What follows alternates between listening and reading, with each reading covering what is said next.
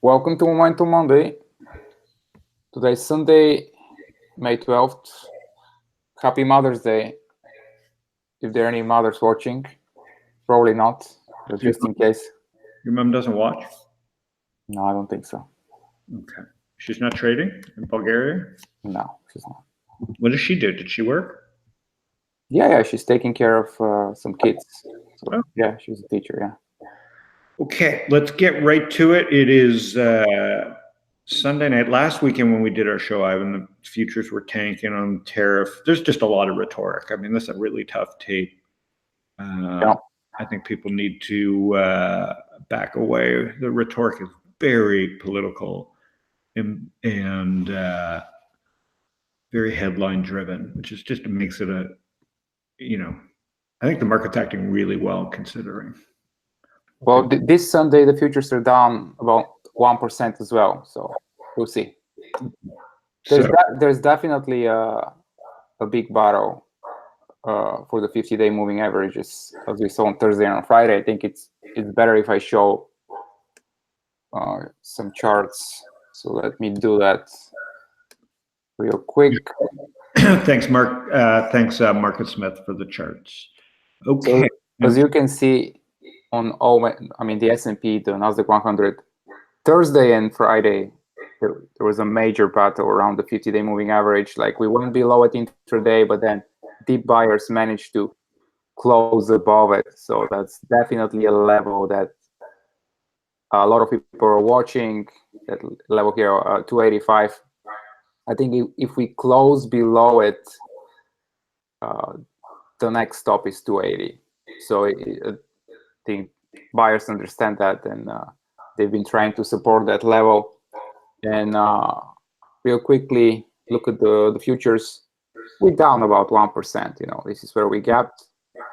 Yeah, I mean, we'll see. I'm just saying, heading into the week, it's just, as I said last week on the show, is, anything. This is just a headline-driven, rhetoric-driven, not a good environment for guys like me. I don't want to try new ideas. I want to see how the market reacts, and I think the market's holding pretty well considering everybody's gambling on the S&P. It's like the economy. Considering all the weird headlines and tweets and destructive economic policies, the market is acting incredibly strong. You did an MBA. Is a tariff like, I just hate being talked like a dummy. Again, these are over my pay grades, but the way they're describing these tariffs is stupid. It's a tax. Well, tariff is a tax that basically on American businesses that imports goods from China. So they have two choices: either to raise prices, therefore American consumers have to pay. Really relying on China. It's funny. I was looking at one of the companies that I talked about, Turning Point Brands, was one of the greater successful vape company. But look what when you're relying on China, I think the symbol is TPB. Company blew away earnings, but you could just look at your charts last week and see which companies are reliant on China. There's so many of them, and they're definitely getting hit harder.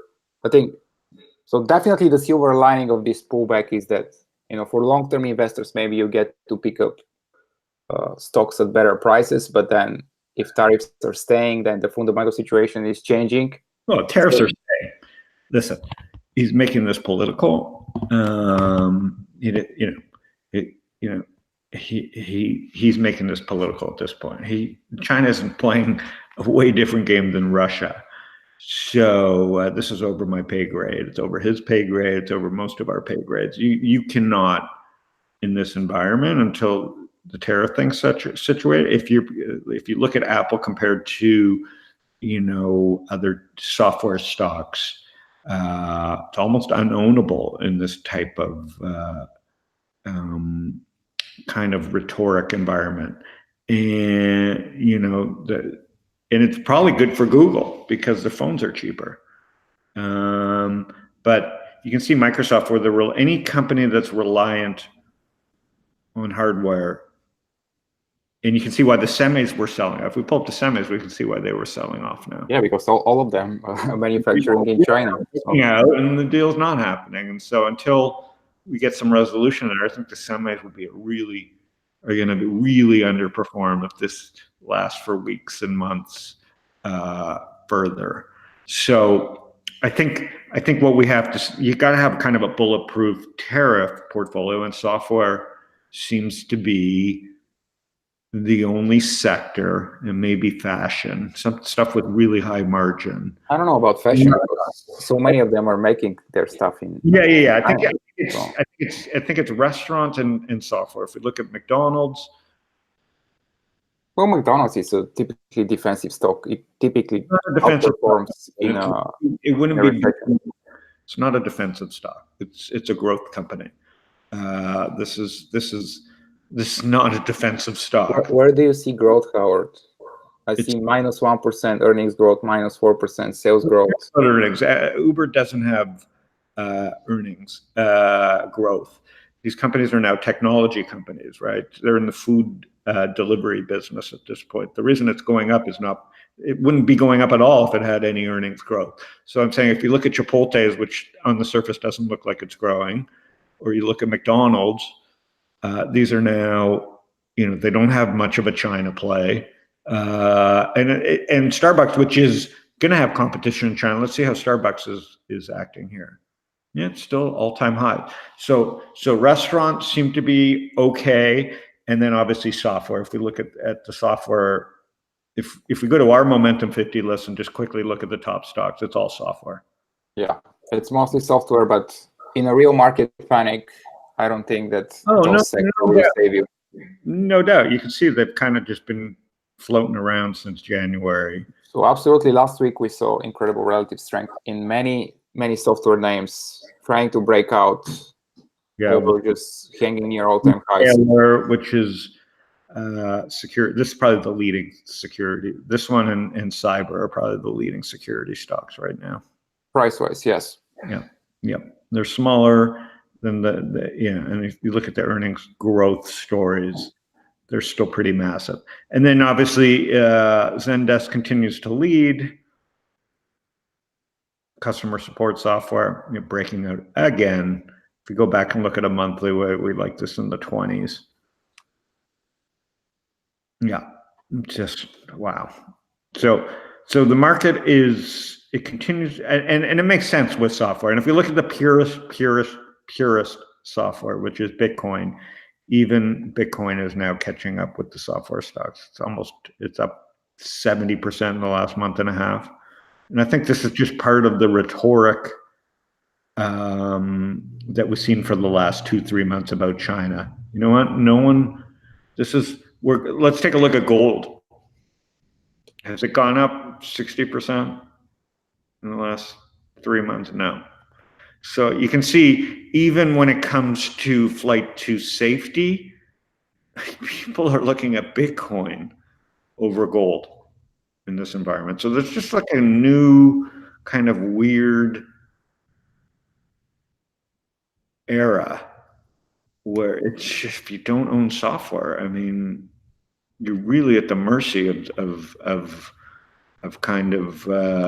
the rhetoric.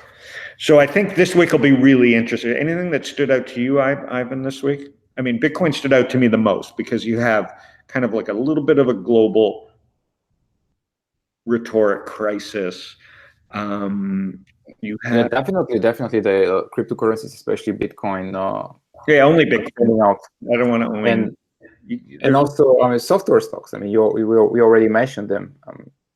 This is where the dip was bought on Thursday and on Friday, and this is where we saw breakouts to new all-time highs, while the indices are testing their 50-day moving averages. Yeah, but I think what really will stand out next is open source software. So if you look at the three that stand out to me, is Bitcoin, Mongo, MDB. Yeah, it's holding really well. Yeah. Well, it's also just had an incredible run to hold this well. So not only is it's holding well after an incredible run, if we go back, if you take it out to a weekly, it's quadrupled and holding well. So it's not just that it's holding well, it's holding well after a quadruple, right? And if we look at Elastic, which I'm long, ESTC, and again, if the market's difficult, these things none of this stuff will work. But even in, these open source software companies are, it'll get crowded. Like there's not enough of them for people to hide out in these, but these are almost, I hate to say it, bulletproof, but in the sense you can't affect them with tariffs. You can't affect them with the economy because the internet is the economy and open source is the future internet. And so the three biggest names that I see are Bitcoin, which is 130 billion valuation, Elastic, and Mongo. And there's so few true open source software companies, Bitcoin being the purest because it has no employees. But I guess Microsoft stands out too, Ivan, because it's just, the biggest company in the world. They're mostly enterprise software. I mean, I was going to mention that the common denominator between the Elastic and Mongo is that Amazon can be their competitor. That's their major threat. As I've written, if Amazon is your competitor, you're not doing so bad. Meaning, if you're Mongo and Elastic and you own the biggest complaint against your stock is that Amazon's your competitor, it's not like a camera store breaking out to all-time highs where Amazon's your competitor. And the government's not after Mongo or Elastic, it's after Amazon at this point, or at least the current administration hates Amazon. So I'd rather, as crazy as it sounds, those are the three. And I kind of like McDonald's. So, I would throw McDonald's in there just because I feel like with Uber's IPO as well, I think McDonald's is basically Uber Eats, right? Big Mac is indisruptible. It's the number one item on Uber Eats. If Uber wants to get in the food business, they're not going to be able to knock off the Big Mac. McDonald's has distribution centers, all over the fucking every city in the world, and the product's getting better, which is the actual menu, and their costs are going down, and they've invested all this money in their stores, so the operating leverage of those stores is going to pay off for the next 20 years as they have less employees and more machines, and they benefit from the hundreds of food delivery companies that are battling out to deliver the Big Macs for them. So it's really kind of a perfect storm. And so I think I appreciate the way you reacted when I said McDonald's and you quickly looked at their numbers and said they're not growing. And I said, I think that's the catalyst, is that no one sees it right before their eyes. I own a little bit of McDonald's and I know but I think the reason why I think your explanation is a good one, but I think that's also the catalyst, is that no one sees that. And I think maybe I'm a little biased here, Ivan, because I actually, like the sick person that I am, I actually like the food, because I cycle and I cycle through the city or anywhere I go, and at least there's somewhere halfway where I can stop and get some water, a drink, a bathroom, coffee, and it's like $1. Not that I'm cheap, but like it's just efficient. I get in, there's no lineups, I get my coffee, no one bugs me, I cool off. And you know what? And eventually you just start eating their food and you go, it doesn't make you sick anymore. So anyways. So do you remember that there was a comedy show, comedians in a car drinking coffee or something like this? Uh-huh. Maybe you should start a show called, billionaire sitting at McDonald's, They are. Warren Buffett eats McDonald's. I know. They already do. And the president as well. Billionaires eating McDonald's and the thousandaire. But anyway, so that's kind of the most interesting chart the four interesting charts that I see again is McDonald's, Elastic, Mongo, Bitcoin.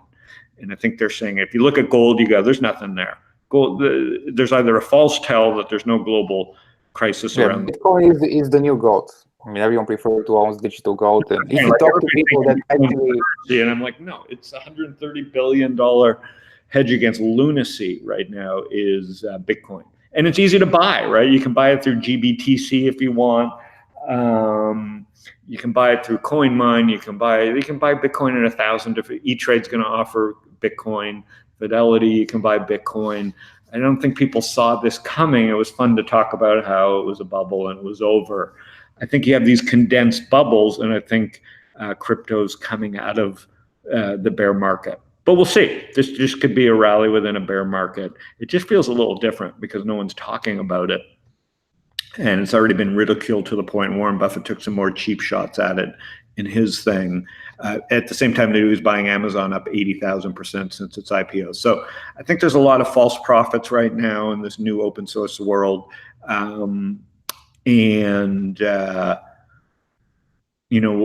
We'll see. I'm trying to think if any other things stood out this week. No. What's anything standing out extra to you right now?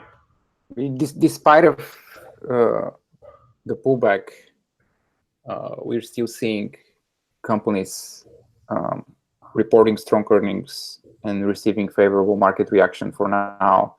And even in the medical devices and in the biotech space, we continue to see some very interesting companies and growth stories. For example, Right Medical Group, they make joint replacements, and as the population is aging, I think more and more people will need. What's the monthly? Is that in our market? Is that in our momentum list? I think it is. I have to double check. This is the monthly. Beautiful breakout. Right? The monthly, and what made an impression on me was that they're expected to grow their earnings 1,000. They just turned profitable actually after many years of losing money. They just turned profitable, and it's definitely a name to watch. And also another one, which is more speculative. GH, the gap above their 50-day. 80 is definitely. Yeah, cancer diagnostics. Yeah, SoftBank was selling a lot. They had a huge stake in this early, and I think when it got 100, it was kind of. So on a short-term perspective, 80 is definitely a resistance. So it needs to go above 80 to have a chance of, for another higher. So definitely pay attention to 80 if you're in this. What are the genomics doing, like CRISPR and stuff? That was one that they're doing okay, not amazingly, but it's kind of building a base here around between 38 and 43. So once it clears that base, to be more interesting, but it's taking time. Companies. Let me see the monthly on that. These things had massive pullbacks. Yeah, but you know what? Yeah, these are interesting because these are like kind of software stocks, but around disease. So I think the ones to keep an eye on are in this sector. So Guardian is one, GH and CRSP. I'll put them back on my watch list. What was the one that you just brought up? I got to put that on my watch list. WMGI. Yeah, that's very interesting. Very, very good one. Okay, well, that's what scanning prices does every week, everybody. I get caught up with Ivan. This is why this is why you go through the practice, if not every day, at least as I do it once a week with Ivan on Market Wisdom. It's amazing what the charts at MarketSmith allow you to kind of just quickly go through this stuff. And with the S&P, I'm a little nervous. Again, I'm not looking to add new positions until the rhetoric.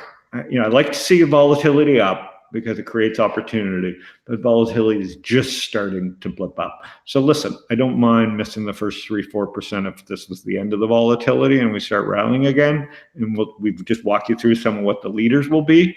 But if this is just starting to roll over, and it's quite possible that that's the case. And China's not the same as Russia, if you ask me. China's a superpower in the sense of economic, whereas Russia's a bankrupt, dangerous nation, whereas China's a powerful financial and dangerous nation. I think this is a little bit different. And I don't like the tariff. In the end, I don't know how you beat China, but or deal with them, but I just don't like the tariff angle. Especially from a stock market point of view. The stock market's not going to look the U.S. economy and the manufacturing economy he can't just say, oh, let's build shit in the United States. Americans just are not, we're cheap. We're just used to low inflation caused by technology and lower prices. And he's dreaming if he thinks this tariff is not a tax. No, he's obviously bluffing, but yeah, I think that China is going to call his bluff. I understand, but I'd rather wait till the bluff's over. It's called this bluff a million times. China's a little different to bluff with. Yeah. Money. And they have fake economies, and they build fake cities, and they can wait longer than we can wait. And you can see in the look at the way Apple reacted, it's going to be tough. Yeah, they can probably send all the Chinese goods, to Vietnam and just export them from there. So I think there are 1,000 ways to not to pay tariffs. So, but true, that's a separate question. No, but that would still take time, and that's just complicated. But good point. I mean, listen, the American consumer is going to get what they want. So I'm not questioning that. But whether it's an Android phone or an iPhone, they're going to get what they want. The technology is not going to stop. But the question is, how you pick stocks in this environment will be different. And that's why I was bringing up open source and restaurants. While all that is playing out and while the new leaders surface in a potentially tariff-driven world, software seems to be the safe place. Okay, buddy, have a great week. Okay, Howard. See you next week. Okay.